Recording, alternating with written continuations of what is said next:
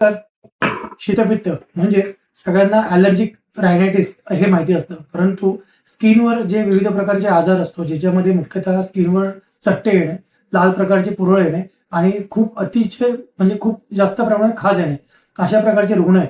यांना ॲलोपॅथीमध्ये विविध प्रकारच्या गोळ्या असतात, सेट्रिजिन सारख्या आणि काही ॲलेग्रा सारख्या, परंतु ह्या गोळ्या तात्पुरता घेऊन त्यांना फरक पडतो, पण त्याच्यानंतर त्यांना परत तो त्रास जो आहे तो कायमचा होतो. यासाठी म्हणून आयुर्वेदामध्ये पित्त हे वाढलेलं असतं.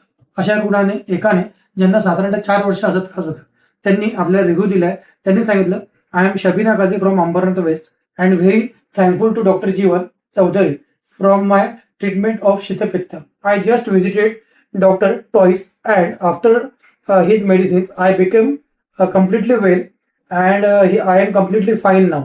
सो फक्त आणि फक्त 2 व्हिजिटमध्ये त्यांना कम्प्लिटली चांगला फरक पडला आणि त्यांना कुठलाही आजार नाहीये. तर अशा प्रकारे तुम्हाला जर करायचं असेल तर आयुर्वेदाने तुम्ही